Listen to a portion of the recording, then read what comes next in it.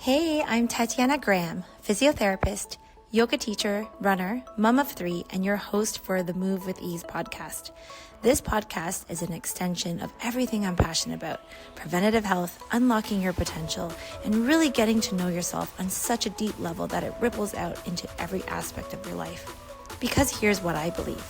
When you truly understand your inner world, your body, your mind, your patterns, your truth, everything in your outer world shifts. You move differently, you show up differently, you thrive differently, and that's what we're going to explore together on this podcast. Let's dive in.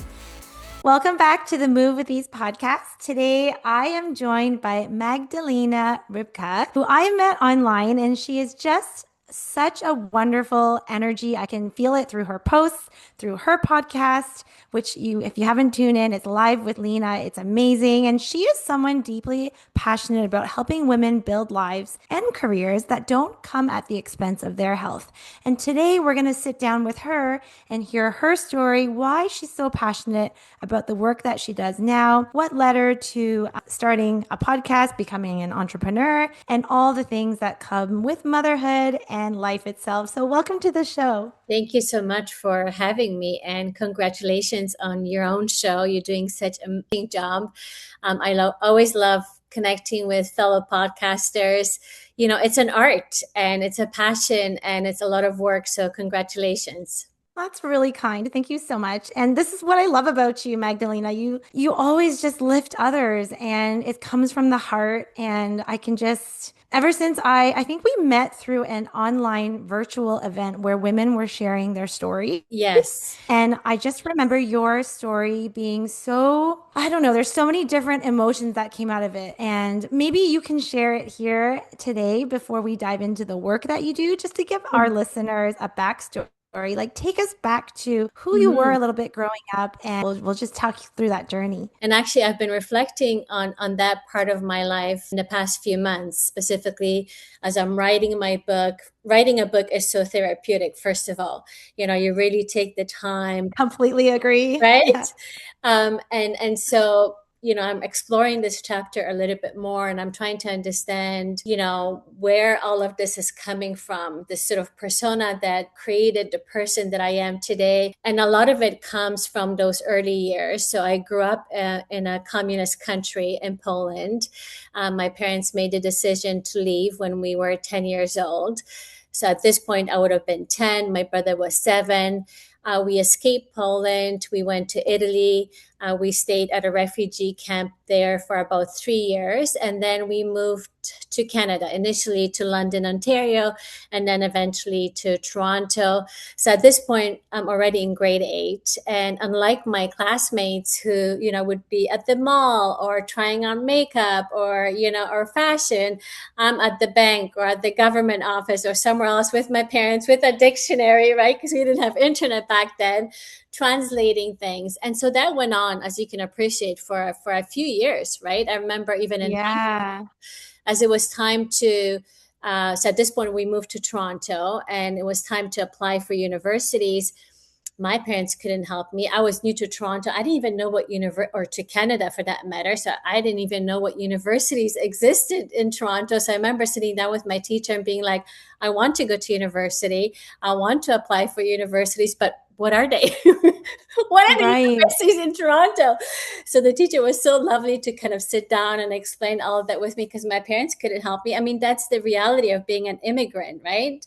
Yeah. And so I had no choice but to be strong, to be courageous, to step into that space that has now become me. My whole life, it's been about courage and strength and resilience. And I wore that so proudly for so long. But in many ways, as I'm now reflecting back on everything that's happening in my life right now, specifically the past 3 years with all the health issues that I have been experiencing, I'm starting to think that a lot of it is connected to this, you know, this strength, this courage, this resilience that I've put on. You know, I can take on anything, I can do it all. And it got me into a little bit of trouble because I didn't take the time Mm. to slow down. I didn't take the time to set boundaries to say, well, maybe this is a bit too much. I'm not superwoman. Okay, I have limits. I am human. I don't think I've ever acknowledged that, because Right. I grew up, and God bless my parents for making me believe that I'm this, I can do anything. I think we all want our kids to have that level of confidence. But what I'm doing differently with my kids, specifically with my daughter, is teaching her that it's okay to set boundaries. It's okay to say, I can't do it all. I'm not ready yet, or I don't want to. It's okay to step into that feminine energy. I'm teaching all of that to her because I don't want her to Yeah. be in the same spot that I'm in right now, where now I'm just kind of, reflecting and processing and analyzing and shifting and pivoting. A lot of lessons learned, that's for sure. Oh, so much of what you're saying I resonate with. And also, I don't understand because I did not obviously have the same story. And that is an Yeah, incredible story. And wow, it must have taken so much strength, resilience. And like you said, it is why you are who you are today. But I'm hearing this and I'm also wondering the duality of like, not like you're saying you didn't, or maybe now you're stepping into this power of I can say no. I can yes, take care of myself first and my boundaries, my health. At what point, and maybe this is just, it's every person is different. We're always, finding that balance because it's never perfect. yeah, But because of how much of how unique you are, Magdalena, and how strong you are, is because of all that history. So then if we didn't have that, you would yeah, be a completely different person today. So, like, how do you, I guess it's just is what it is. Like, when you reflect yeah. and you're writing your book, I guess it's no regrets, but it's just like, how do I use this information and move forward and become this best version of me? Yeah, absolutely. Completely understand what you're saying, and I agree what you're saying. And that's exactly what I've been sort of reflecting on is, would I do things any different? Would I want a different childhood? And I would say absolutely not. I loved that whole experience. I love who I am today. And I Okay. truly believe that I'm here and God wanted me to be here and go through all of that because there's a bigger purpose to my Mm, life. And that's exactly what I've been sort of going through, this pivoting and shifting. I call it the revolution, the midlife revolution, the identity revolution. I'm going to yep. trademark this, this word for women going through this sort of shift and transformation. A lot of us go through it in our 40s and 50s, right? Specifically as women, Yep. we're going through our physical changes, but also psychological changes. This is where a lot of us are reflecting on our life and start asking, big questions. Have I lived out all of my dreams? Is this really the legacy I want to leave behind? My kids are getting older. Like, what is my purpose? Have I lived out my purpose? And so I've been reflecting on all of that myself, and I wouldn't change a thing. I love the person that I am, but I think, this next phase, so I just turned 50 this year. Wow, congratulations. I know. So this next 50 years of my life is going to look a little bit different. I'm going to step into this, softer, lower person, this chapter. I'm looking forward to it. Mm. Different view, on the world. And now I can share that knowledge and perspective with others. Maybe like, I don't know, 15 years ago, there was this like misconception that, oh, once a woman especially hits 40s and 50s, it's just downhill. Like that softer, Yeah. calmer, gentler wasn't a good thing. It was like No. you're slowing down. So then there was this feeling, at least I felt it in my 30s. I Yeah. gotta go, go, go because one day I can't go, go, go anymore. Like Yes. I had that kind of like feeling like Yeah. I gotta work myself to the bone now because I won't Yeah. be able to do it later. But Yeah. actually, and maybe you agree with me, like this transitional phase, perimenopause, menopause Yes. too, it's actually kind of a gift. It is absolutely. I think, we have been sort of given these narratives that have really confused us and have put this fear in us about 50s and Yeah. beyond. And now, as I'm kind of entering this stage myself, and thank goodness for social media as well, because we're learning so much from others, Mm, right? Other women. And it's like, no, that's not the case. I mean, we have so many beautiful role models in their 50s, 60s, and 70s. Some of the entrepreneurs that are reinventing themselves, they're healthy, they're fit, they have these big visions, for themselves. And I was reading about this somewhere that back in the day, this was actually seen as the sort of golden age for women because we're stepping into our power at this age. Like this is where we're most confident, you know.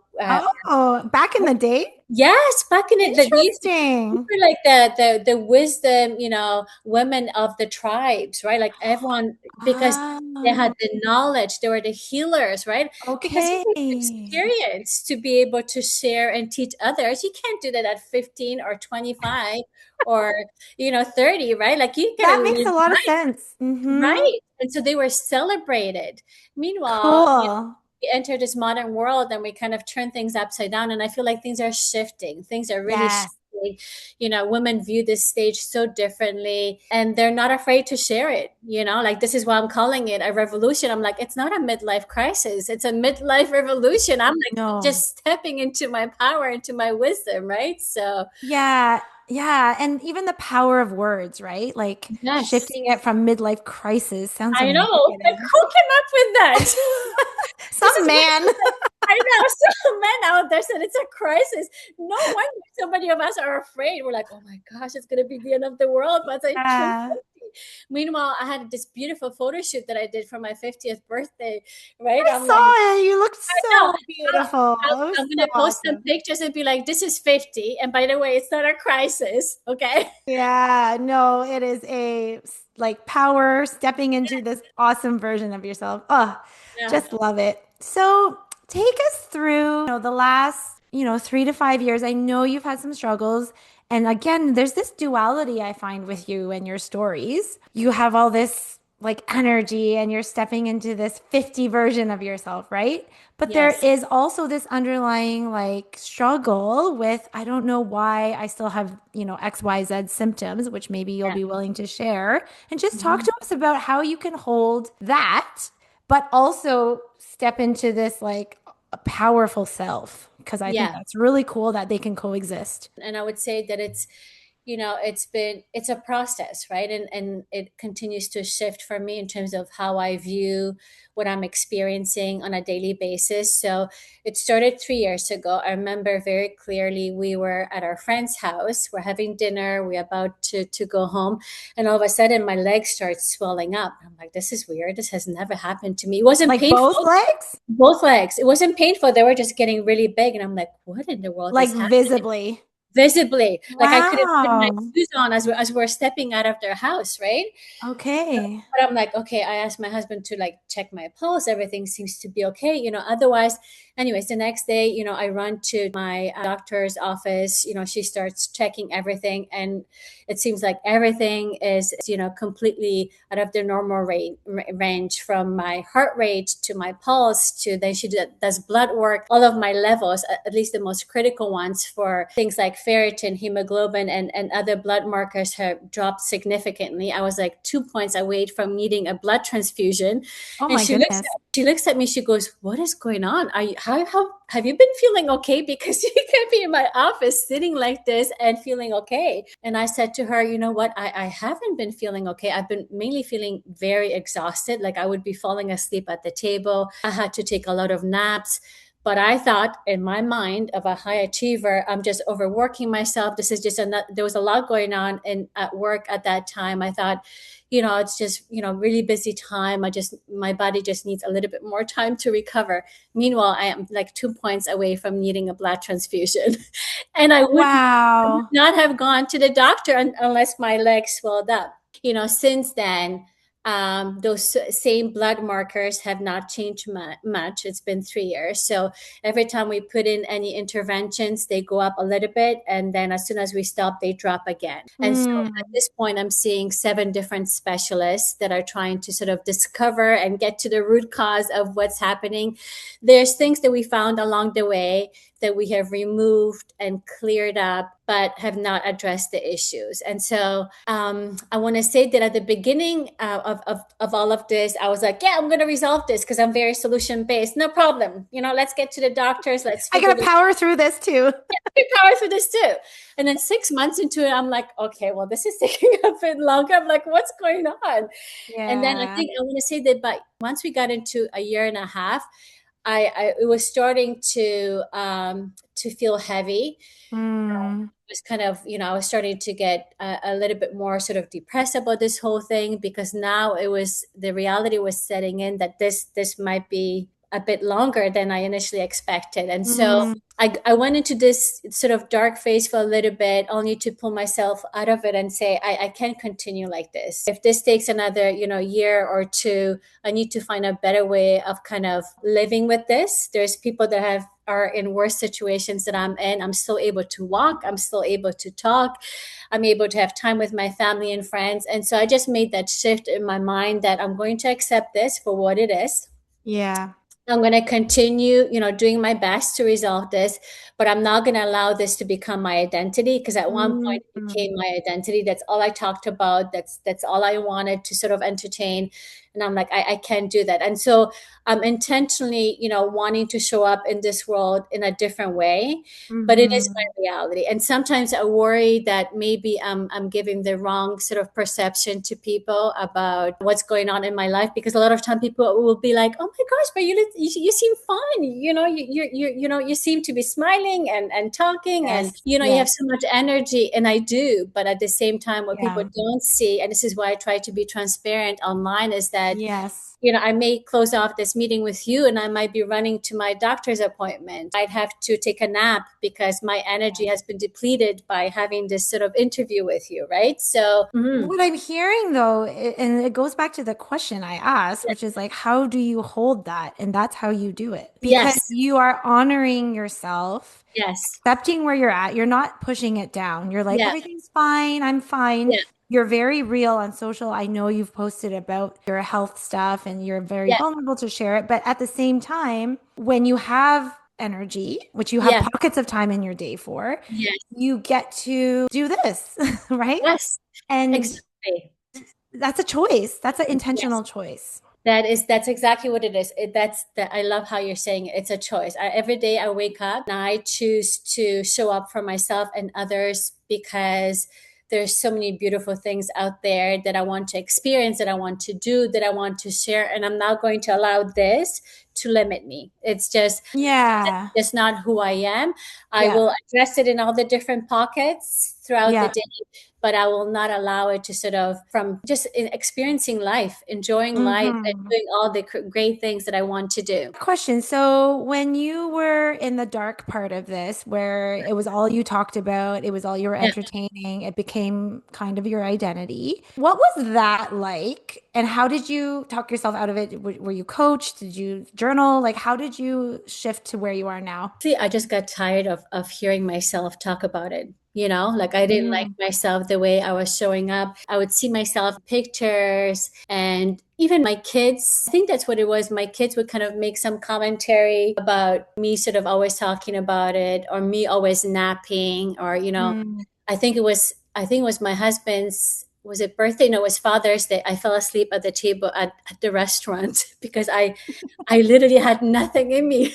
Yeah. I Yeah. was there with them and I was like, I fell asleep at the table. I thought, oh my gosh, I can't continue like this. As much as it is, hard physically, I can just kind of make this my whole personality. And so I just started being a little bit more strategic. And at this point, I also learned how to manage my energy, right? At the beginning, this was all new to me. Right. So imagine you're running Mm, 100% all the time, and then you yeah. go from 100% to 50, and it's like, this is your new normal. You don't know, well, how do I manage my day only with 50%? Well, at the Right. beginning, it's going to feel messy, but 6 months into it, a year into it, now I know how to manage with 50% of energy. I know when to wake up. I know when to take my nap. For instance, one thing that works for me very well, and I learned this a bit into it, is going outside and getting fresh air, getting sun, fresh air, Mm, and walking, even if I feel like napping. If I need to re-energize, I actually get more out of walking than taking a nap. Because if yeah. I take a nap, then I feel a bit, drowsy afterwards, and it takes me some time to really get back into it. But when Yeah. I force myself to go outside, fresh air, sun, and just walking, it does beautiful things for me. You know what's really cool? What I'm hearing is Yeah. that you really learn to tune in and listen to your body Yes. and trust yourself enough that that kind of force, like the fresh air walk, that's Yeah. not a bad force. That's gonna Yeah. do me good. And it takes trial and error, right? Yes. And then like the grace of a nap, yeah, sometimes that's okay too. And like for a listener maybe who is feeling exhausted or feeling like, once I don't have energy, like it's like all or nothing, like how would you advise them to navigate that? Like, because I know this didn't happen for you or I overnight. Like, how would you kind of guide or suggest? I would say to exactly what you pointed out, it's trial and error. I started noticing, right? So I would take a lot of naps at the beginning. And then, I've always been a walker. I really enjoy walking. I also enjoy running. And then I just started noticing that as I walk, I feel really good. I thought I Mm, was tired before I went on this walk, but I had to go and I walked to get something, let's say from a store. And then, 5 minutes into it, I'm noticing that I'm just actually energy is coming back much quicker. So it was very much trial and error. So I would say if you are going through your own sort of situation of health issues, trying different things into others, what work for them, and trying them out and see if it works for you. That's how you'll find that sweet spot of what works for you and what your body is responding to. well, I'm so proud of you for like sticking with that and just being brave and not giving in to like, oh, well, I guess I just nap all the time. And Yeah. because it gets easy to fall into that rut too, It's right? so easy to fall into it. And even like, the other thing you asked me, like, how did you get out of the dark, Mm-hmm. chapter? Like another comment that I remember, my daughter saying is like, Mom, like you're wearing pajamas again. I Okay. feel like I was still working at the time, right? So, you put on this shirt and just like pajamas at the bottom. I wouldn't even put on my makeup. And she's like, come on, Mom, like you could dress up Yeah. a little bit. Or my friends are coming over. Can you? And I thought, oh my gosh, like I can't be doing this. Like if my kids are noticing this, right? Like, what, like if your kids notice it, like something is off, right? And so thank goodness for them for being so honest with me. And those were some of those things that really, really made me think, wait a minute, I need to do this differently. Yeah. Maybe not going away tomorrow. This is my reality. And I could sit here and complain and make this my everything, or I Yep. can accept it and trust that this is just part of the journey and I can show up differently and slowly, slowly Mm. I'll get myself out of it. And I continue. I mean, I have, days when I wake up and I could see that sort of, darkness coming over. I'm like, no, I'm going to show up differently. And even sort of at this point, I've mentioned to you as you and I were connecting, I sort of feel like I've explored all the different things with Eastern and Western medicine. I'm now turning to sort of energy healing to see if that's able to help me. Yeah. I could sit here and feel like, my gosh, there's no solutions for me. Eastern and Mm-hmm. Western medicine can help me. Maybe it's a beautiful thing. Through this energy healing, I'm going to explore new things and learn new things. And that's exactly what's been happening. I went for my first Reiki treatment. I've done two of them already. And some of the most beautiful things are coming out of it. Not only what I'm experiencing physically, but the lessons from it. I always choose to just look at what is the positive, what is that one thing that I can take Yeah. that's gonna keep me going and keep me motivated. Yeah. And staying open, right? Yes. Like so Yeah. open. Yeah. That's so cool. Do you think that your body was trying to communicate something long ago? Yes, absolutely. Absolutely. Once again, when I, look at some of the things, some of the events sort of leading up to this 3-year period, I had Mm. two very specific times where my body was telling me, hi, can you pay Yeah. attention? Pay attention to me. Yeah. And I did for that moment when my body needed the attention. And sure enough, right after I went, and I feel like a Mm. superwoman, I could do it all. So the first time is when I got vertigo, and at that time, I remember like there was so much happening both in my personal life and in my professional life. I was promoted into this huge senior leader role, and I had so much to prove because this was in my area of expertise, and so many people were counting on me. And at the same time, like I've mentioned, there was a lot going on in my personal life. This wasn't like a standard, drop off kids, pick up kids. There was a lot happening. So on Yeah. both lanes, there was a lot coming at me. And next thing you know, I get vertigo, which I've never had in my life. And the vertigo that I got basically put me in bed. I was bedridden for 4 weeks. I couldn't walk. I couldn't even lift myself. Every time I lifted myself, I would vomit. I didn't eat. Wow. I slept. My husband had to pick me up and actually carry me to the washroom and bring me back. 4 weeks, bedridden. Wow. Came and Okay. went. Came and went, disappeared.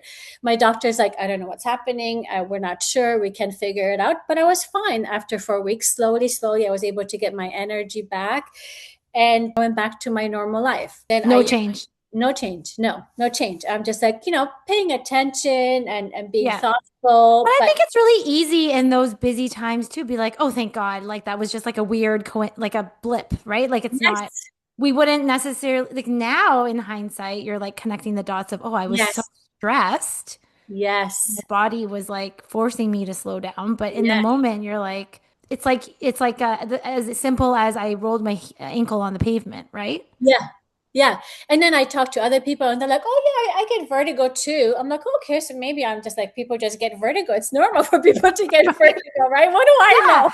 yeah, Right? it's true. We kind of like normalize these things. Yes. Okay. Yep. So it came, it went. Life doesn't stop, right? I still had this huge promotion that I got. Like it's either I step away from it or I just step right into it. So I went right back Yeah. into it. Like I was leading a team of accountants and state lawyers, and I had so much to prove. I'm like, oh my gosh, I can't let this vertigo stop me from this huge promotion that I got, right? So Yeah. until Totally. a year later, I get anxiety. And once again, I've never had anxiety before. I'm guilty of using, the word anxiety, because we use it so freely. Oh, I'm feeling anxious, but I've never actually known what it means to have true anxiety as it's described by doctors. With this anxiety that I got, it's a very specific one. There's a name for it, where basically you're afraid to leave a secure space, whatever feels secure for you. For me, it was my house. For someone that's independent, I've traveled around the world. I'm not afraid to go places, to go on planes, cars, you name it. I've done it all by myself. And I can't leave my house. And every time I try to leave my house, I get a panic attack. And once again, this was my first time getting panic attacks. I've never had one before. And so it was a shock to me. And the way I learned about it is I was running. I went running outside. And Okay. all of a sudden, as I'm running, I feel like everything is caving in. My chest, my throat is closing in. I can't breathe. Like I had to stop. I thought I was having a heart attack. I don't know what a heart attack feels like, but that's what Right. it's feeling like to me in the moment. Yeah. So I was going to call the ambulance, but I called my husband instead, and I said, "Oh my God, can you pick me up? I'm just like around the corner from the house. I don't know what's happening. I might be having a heart attack. Please come right away." And so he came. He kind of, worked with me to calm me down because everything was closing in. I couldn't Mm. speak. I couldn't swallow. It was just such a scary feeling. He was able to calm me down. I went back home. And right after, I just couldn't leave my house. Every time I tried to leave the house, I would get the same feeling that everything was closing in. My chest, Mm. my throat, I couldn't breathe. I all of a sudden, my heart rate would go up. I felt all of it. It was just like closing in. Yeah. And so then I ended up connecting with a therapist to learn a little bit more. And with her, we discovered that it was sort of anxiety, and she helped me learn some tools on how to manage it. Started doing exposure therapy. So this is where you start kind of getting yourself out there. So I went from not being able to leave my house for about 20 steps and come back, because as soon as I went too far, I would get a panic attack. Then me getting Okay. in the car, trying to drive to a store by myself, not too Mm. far, coming back. And it's like every day I would go a bit further, a bit further. But every time I went, my husband would be on the phone with me. So this was my, Okay. security blanket, that if the panic attack was coming on, he was just around the corner. He could come and Mm. help me, right? Yeah. This is what I dealt with for a few months before it got to a point where things sort of ended up slowing down, and I ended up leaning into a lot of meditation. So this is where the therapist introduced me to meditation. So I was very thoughtful every day to just meditate, put myself in a state of just kind of bringing everything down. And so a combination of all those things got me back to normal. But once again, this anxiety that came and went. This time around, it wasn't just for weeks, this was a few months. And then I was able to get back to my normal life. I was obviously a lot more thoughtful when went back to my normal life now that I had this experience of a few months. But I can't say with all honesty that, I was committed to it. I very quickly just went back to my old ways of doing things. Patterns are patterns. And then, Yeah. this 3-year situation showed up knocking on the door, and here we are. Mm, Now, I yeah. will also say that, when I say that I would kind of revert back to my old ways are that the biggest should have been doing differently is just not putting so much pressure on myself, because we eat very healthy at home. We were very active between walking and running to lifting weights to hiking as a family. We're just very active. We're very healthy that way. It's the stress management piece and taking on too much. That's the part I'm really focused on right now that I need to do. Mm, You know, And like model it for your kids. yes, how much I take on, what I say no to. As Yeah. much as I know that I have the capacity to take on a lot, does it mean that I physically can do it right now, or that I should be doing it? Because I do have a limit. I know that Yeah. I know that now that I have a limit, I'm very like I get excited about so many things. Right now I can't do that. There's a limit, Yeah. and that's it. I think that's a constant learning Yes. though within ourselves because like that first vertigo version of you Yeah. is also different from the like the anxiety episode version of Yes. you. And then now this new version of you is different from that. But you like learn from each milestone, right? Absolutely. It's not like, oh, that happened to me, so now I did a 180 and now I'm this. There's still gonna, Yes. life is still gonna throw things and Yes, yeah. absolutely. And then you also become so much more like now, for instance, I'm so much more empathetic to people that actually live with anxiety their whole life. Like Hmm. I honestly, I was clueless about anxiety until it happened to me, and I'm like, oh my God, there's people that actually, live with this their whole life, right? Yeah. And it's just like it really opens up your eyes and perspective to what others are dealing with. So I thought my situation was bad. Imagine if someone is dealing with this their whole life, and how Hmm. it impacts them, right? Absolutely. Yeah. One part of me that's like my sort of physio clinician hat is Yeah. that for any listeners that might be confused, anxiety is actually not a bad thing. It No. keeps us safe when we are Yes. actually in danger, right? It's when it's blocking us from doing, moving, when we are already safe. That's the part. And that's why meditation really works, is because it Yes. trains our brain to remind us that we are safe. Because can you be in your body presently right now with all your senses? Yes, I Yes. can. There Yeah. is no bear chasing me. There's no Yes. fire. My house isn't on fire. I'm okay. Like it's just Yes. training that brain to talk to the body and then the body responding with, okay, my nervous system is safe. So actually, tell me, because I know you talk a lot about nervous system too. Like what have Yeah. you learned about yours? So one of the things, for instance, like I love some of the strategies that I've learned with the therapist, and a book that she made me read on how to help myself with training my mind if it starts racing and putting me in this sort of fear stage. Yeah.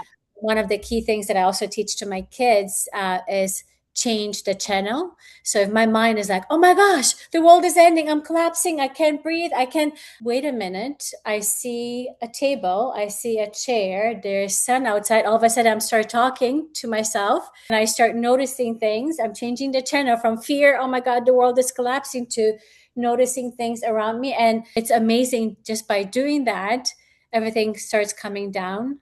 Mm, So much more calmer, and I continue engaging with that conversation, and everything comes back to normal, right? So mm, I've learned so many beautiful strategies, things that I've adopted from that phase of my life. Meditation is another one that continues to be a big part of my life, things that I teach to my kids, just as a best practice to sort of meditate on a regular basis, taking naps as much as I may not have to take them daily, for instance, anymore. When I feel like, there may be a moment things are sort of building up, I've encouraged it for myself and others. Slowing down, like I just pay attention to my body a little bit more. I notice things. I'm just so much more in tune now than I was before. I pay attention. Like if there is something that I'm feeling in my body, I start by being curious. Say, why Nice. am I feeling it? Because then that needs to be a reason why I'm feeling it, where perhaps I would have ignored it in the past. Yep. Right? It's just my body, that's just another thing. No, now I pay attention. It's like, wait a minute, why am I feeling this? And I'll start, not that you should be Googling everything, but I do. Yeah, and I think like to take it another step is sometimes asking the question, what am I feeling? Yes. Right? Because like sometimes why is so like we're quick to want to problem solve it, Yeah. right? Yeah. Like the solution or like the reasoning because our logical mind wants to like analyze it. Sometimes Yes. it's just like what? Oh, like actually my tummy hurts. Okay, like what Yes. is it? Is it something I ate? Like is it Yes. because I have to go to the bathroom? Like it's sort Yes. of Yeah. like the what? And Mhm. then if we need to dig into the why. I don't know. Yeah. That's what I do. Yes. Yes. That's exactly it. So bottom line is just paying attention, paying attention. Yeah. Yeah. That's just a beautiful thing. If you can sort of live in harmony with your physical body, Mm-hmm. right? And pay attention and honor it and pause versus sort of ignoring it. And you can Yes. help because we live in this world. I think you had one of the guests, I forget the lady's name, that talked about the fact that I was it in an hour? What we have to process in an hour was what people used to process in a Oh day. yeah, and 100 in like their lifetime. I'm like, oh my gosh, like no wonder, right? Like our Yeah. parents and our grandparents are looking. I mean, my mom tells me this all the time. She's like, I don't even know how you guys parent these days. Like the amount of stuff that's coming your Oh way. my gosh, my mom is the same. She's like, "You're too busy. You're too busy." And I'm like, "But it's all good stuff, mom, and I'm resting. Don't worry." No wonder so many of us are burnt out, and this is not even humanly possible. And with social media and Yeah. I'll never forget, I use this example all the time. At work, we try to be so productive in the corporate world. And so you'll be on Okay. a Zoom, okay? You'll be on Mhm. a Zoom and you expect it kind of, it's a practice. Everyone has their phone. So people are text messaging you while the Zoom is happening. And there's also messages coming Oh my through from God. someone else. And it's like, this is not normal. In my head, I'm sitting there, I'm like, this is not normal. I'm supposed to pay attention and have a conversation with Tatiana, but Joe here is texting me, Yeah. and Anna here is messaging me, and Yeah. Michael is sending me an email. So what am I supposed to be paying attention to? But we've That's right. normalized this. We think this is normal. I know. Yeah, And there's danger in that actually. absolutely. Absolutely. A, because you're not getting any work done. You're just No, not good at any of those conversations and you're no. not going to remember. And then B, it's like you get addicted to that busyness, Yes. right? Because then when everything's quiet, it's like that's uncomfortable. So uncomfortable. So as you know, I left my corporate life in November of last year. So after 25 years, I decided I'm taking my health seriously. I'm dedicating my time to this in addition to wanting to create things for myself. The hardest part was, Tatiana, once I actually left, it Mm, was sitting at home mm. and giving myself the permission to work out at 9:30 in the morning. Guilty. I'm like, I should be in a meeting of some sort, you know? Texting 10 people. I'm like, oh my gosh, like it took me some time Yeah. calendar to put in my calendar 9:30 that I'm working out today, right? Yeah. I couldn't, like, it was so hard for me because for 25 years I've been trained Yeah. to be very productive, back-to-back meetings, and not Yeah. just emails in between or at the same time as you're on Zoom. That's It right. takes time to really, Mhm. and so it's been about 6 months now. And when I speak to, some of my old colleagues, it's so funny. I notice it in their tone and how quickly they're speaking to me, that they're still in that. Meanwhile, I've had 6 months to really slow down a little bit. And I get just stressed out by talking to them now. But I was them. I I was them. know. I Right. And understand. then it Yeah. stresses me out to talk to them because I could see them and I'm thinking, oh my goodness, this is not healthy. But I thought it was normal and healthy. Well, not Mm. healthy, but normal because we have normalized it for so long. Yeah. Oh my gosh. It's pretty eye-opening. And then if you really think about it, like use your logical brain, it's Yeah. kind of crazy that we would even feel guilty about working out. Yes. Yes. I know. Like that's the one body we get, but it's just such a go, go, go culture that we live in, right? That's exactly it. Yeah, that's exactly it. Yeah. Yeah. Oh, I love this conversation. I feel like you and I could talk for hours about this stuff, but let's talk about your work now. You left Yes. corporate. What's your passion project now? And I know it's going to become something really big. You've already hosted a few events and spoken. You have your podcast. Tell us about what you're working on. Yes. So I've been very thoughtful to give myself the time to really see what's out there for me. I made two promises to myself when I left. Number one, I'm going to prioritize my health and really prioritize it and give, proper time and attention to resolving this. And number two, to see what's out there for me, not to commit to anything too quickly, just be a free agent, as I call it. See what the universe serves me. And so since I've left, I started a podcast. I had this need in me to connect with other, specifically other women, and learn from them and share their stories. So that's been such a beautiful experience. I've learned so much through those conversations, as I'm sure you do as well, right? That's the whole I beauty of love it. these Yeah. podcasts. It's like you're getting a master class based on someone's life and what they've learned. I'm like, oh my gosh, I love this. Why didn't I start doing this earlier? And Yeah. so through this podcast, I've been connected with a publisher.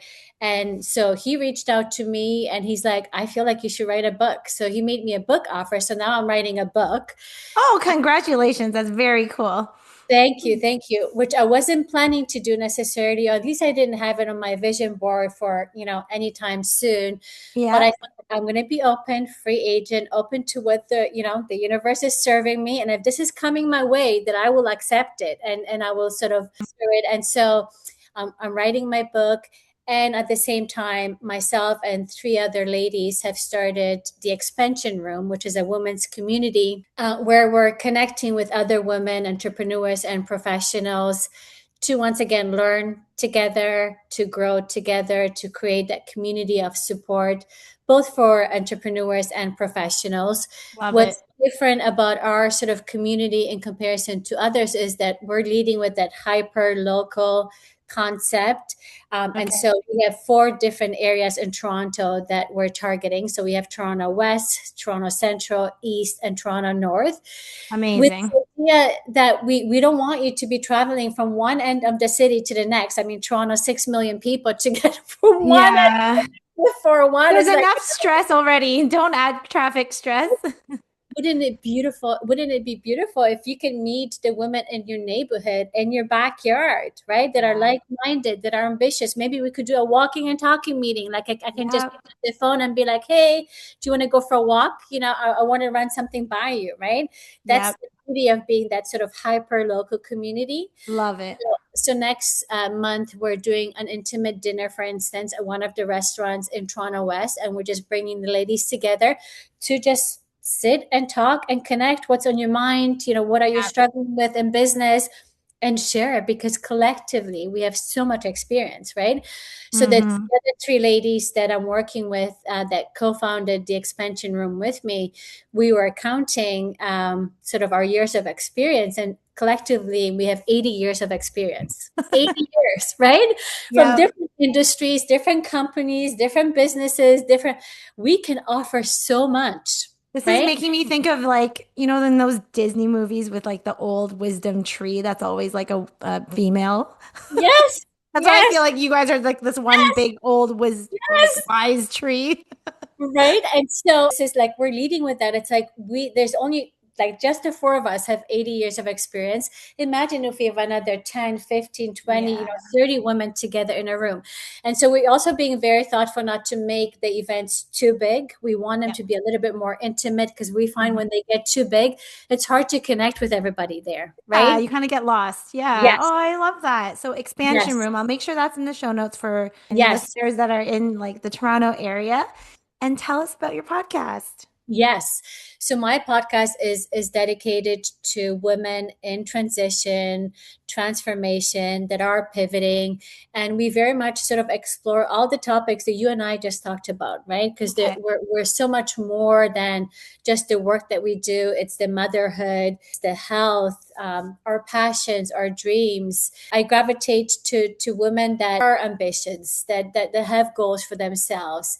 And we just talk about their life story, what they're working through, what they're building, the idea of sharing, with others, connecting them to women in my space. In addition to that, I also talk about topics that are focused on sort of social justice. So I did a podcast on gun violence in Toronto. There's a neighborhood, Jane and Finch, that's just very heavily, it's an underprivileged neighborhood, and there's just a lot of work that needs to be done in Okay. that neighborhood. And so I was speaking to one of the victims in that area, in addition to, for instance, another topic that I had on sex trafficking, which is another big Oh, problem, not wow. just in Canada, but Yes. around the world. So those sort of social justice type of topics, they also speak to me, only Okay. because of my background of having to move around countries, escape, and all of that. So I want to bring awareness to those topics. So it's a mix of social justice to sort of Mm. women inspirational type of topics. So beautiful. Oh my gosh, Magdalena, you are just a gem to this world. You are doing so Oh, much good. thank you. And I just love chatting with you, like the few times we've connected now. And yeah, I just love it. I love all the work you're doing. Keep going. Thank you so much for sharing. Actually, I'll ask this question every podcast episode. Mm. How do you now move through ease in your life? And that can be physical, mental, emotional, spiritually. How do you, Magdalena, move with in your life with ease? Mhm. Honestly, I would have to say that at this point in my life, in May of 2026, I'm sure it's going to be different, 6 months or a year from now. It's about slowing down and being softer with myself and even others. Every day, it feels a little bit different because, once again, I have the tendency to revert back to what I've done my whole life. It's just go, go, go, go, go, on to the next, build, create, push myself. And so it's a constant dance with myself. I'm leading with being softer and honoring peace and quiet and slow energy, but it's not perfect, and it does feel like a dance back and forth, back and forth. But I'm enjoying it. I'm enjoying stepping into this new chapter. And I shared with others, like I said, especially with my daughter, I'm being so thoughtful with her. For the longest time, I was also raising her to be strong. You're independent Mm. at all. I was teaching her the superwoman pose. For a while, it's like, do the superwoman pose so you can feel confident. Yeah. This is all lovely, and we need to raise our daughters that way, because listen, there's still so much work out there that needs to be done for women, in the professional world, in the personal world. But at the same time, don't want her not to own her feminine energy, not to slow down, not to feel like she's got to show up for everybody and not dedicate enough time to herself. I have two daughters too, and I think I totally resonate with that Yeah. because, again, I feel like duality keeps coming up in this conversation, but they do, and we need to be Yes. strong and our goals and be capable and resilient and all these things. But in the same breath, you have to balance that with the rest, recovery, honor Yes. yourself, that other softer side. So. Yes. And don't feel guilty about it. Yeah. And You need do it. you think that that generation, like, I guess it's just, okay, it's so Yes. interesting. I know I was closing, but now I'm like, oh my God, we can Yeah. talk about this. But Yeah. like, I feel like our moms, because of how they grew up, they Yes. had to Absolutely. be the way they were to like get through Yes. life and survive and then Yes. like bring us to Canada, right? Yeah. And then we had to take a piece of that, but then like revolutionize or like evolve Yes. it. Yeah. And then now we have to give a piece of that, but also a piece of us to like our daughters. It's just so interesting, isn't it? It's so interesting. I can't even tell you how interesting this is.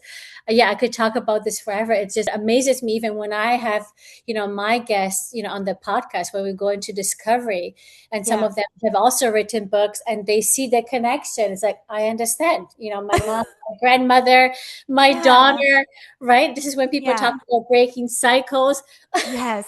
It's right? yeah. I mean, and that's humans. Like Yes. That's Yeah. how we Yeah. evolve and grow. And this is Yeah. why sharing stories is so important. Yes. And And thank goodness, like for all of this, the podcast, the socials, like I don't even know how people learned before. Like I oh, don't I don't know. Well, I mean, I guess it was stories through words, right? Like, Yes, that's true. That's true. yeah. Right? But you were Um, limited to a small community that was around you. Now we have this whole right world of people. You and I would not have met, you're right? right. So this is so funny Right? because there's that duality again of I think part of us really misses that local hyper community, which you are Yeah, fostering, which I yeah, love. yeah. At the same time, yeah, we can like foster that and have that in-person community, but we have this Yes, beautiful online space to absolutely. learn from each other. And yeah, it's You need very both. cool. You need both because yes, you can connect with so many beautiful humans around the world, but you also and they're saying it now, especially with AI, everyone is reverting back to this in-person type of experience. They want it. People Yeah. want to know who is their neighbor because during COVID, during the pandemic, we're locked in our house. We forgot who our neighbors are, right? Yeah, Yeah. exactly. Oh my goodness. I know we are going to have more conversations. I can't wait to connect with you again. Thank you so much for being Thank you here. so much for having me. I love this conversation. Thank you. Me too. Bye. Bye. Thanks for tuning in to the Move with Ease podcast. If today's episode resonated, share it with a friend who could use this message or take a minute to rate and review the show. It really helps other moms find it too. For more tools and inspiration to help you move, run, live with more ease, connect with me on Instagram at TatianaGram Inc. or grab my free guide in the show notes. Until next time, keep moving with intention and keep practicing tuning into your body. Remember, you're not broken. Every step, no matter how small, means you're banking your health to become stronger in your future. See you next time.